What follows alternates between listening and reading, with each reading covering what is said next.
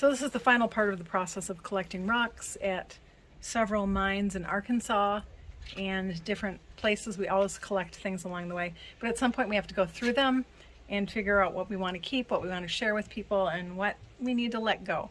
So I'm working on sorting out my crystals right now. I will send some of them to my kids and keep some for myself and release the rest into the wild probably.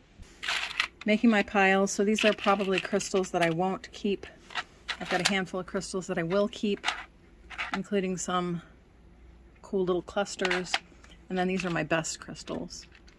I'll go through those later. And then some other things I picked up from the Coleman Mine. All right, these are the things I decided to keep or keep to give away. So let's see what we've got. We've got some nice pieces of quartz. I like these because they're just nice big clear chunks. Nothing particularly special about them, but I still like them. I think they're worthwhile. We have some that have different little facets and little crystals attached to them. I think those are super neat. And I think that's worth keeping.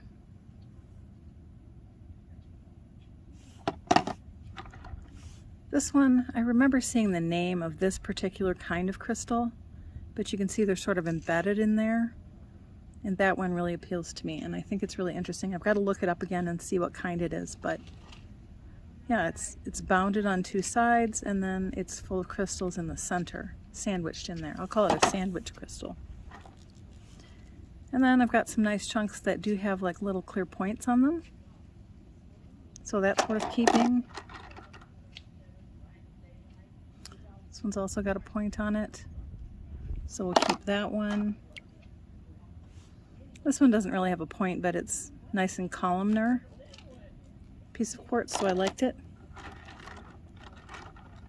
And then there's another one with a nice cloudy clear point on it. We'll keep that one. It's another one that's got sort of a cluster of them. And then this is my favorite.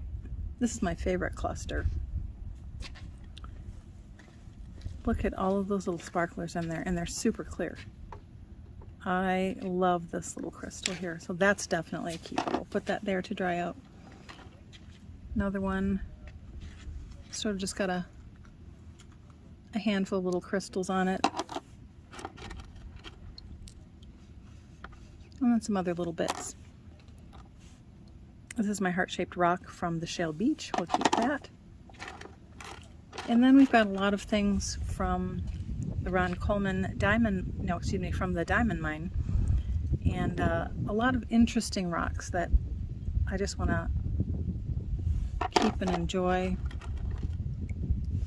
This one's interesting because you can kind of see through it, so it's some sort of agate, but it's got red and yellow gold. I like that.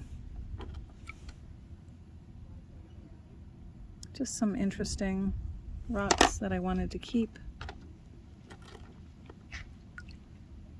that have interesting markings on them. This is a pink quartz. This is a pink quartz that I got from the Shale Beach. I thought that was kind of unique, so we'll keep that one.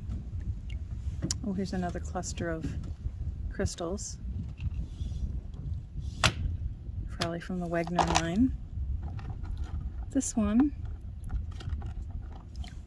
one's very blue, so I'm going to try to look up what that is. It's not blue like turquoise, but blue in a different kind of way. This is one of my favorite ones. I'm calling this a cow rock because it reminds me of the markings on a cow. Let's come back here, little guy. Pretty interesting. I don't know what that is either, but something from Arkansas. Another little bit crystal. And then just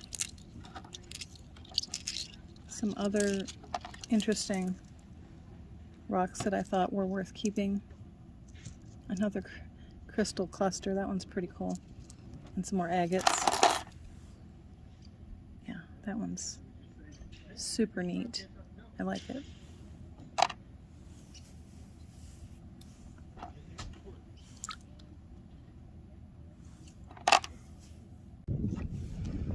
Then this is my container of my clearer finer crystals, and these are from the 2 different mines we went to for crystal mining.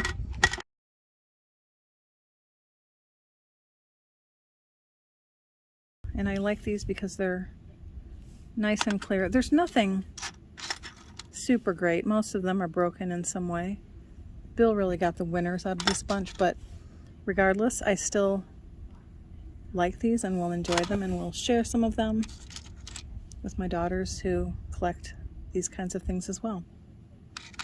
Yeah, so not a bad haul from a few days of collecting rocks. And then I still have my gravel from the diamond mine, so we'll go through that over time as well. We're in New Mexico and the sun is out, so I'm trying to dry out my concentrate. This is my first bag. I washed it real good, and now I'm just trying to get it to dry in the sun so I can start taking a look at it. Had to get ingenious here because I don't have a very large surface to work with. So it's another sunny day, and I'm here searching for diamonds again in my gravel. So I'm just taking out a little bit at a time, looking at it closely in the sun to see if anything sparkles. Pulling out anything that bears further scrutiny, just some fun little bits that I might want to look at under a magnifying glass. Yeah, I have a couple more big bags to go, and you never know. I've got several gallon-sized baggies of gravel that I'm working through. So in the end, I ended up with quite a few interesting crystals, beautiful crystals from both Ron Coleman and the Wegner Mine. As for the Crater of Diamonds, I spent countless hours going through tiny bits of gravel, and all I came up with was maybe 3 little wannabes, which are probably quartz. One might be a citrine, but they were diamond-esque, diamond-like, but in the end, not diamonds. But still, I would go back. 10 out of 10, a great experience.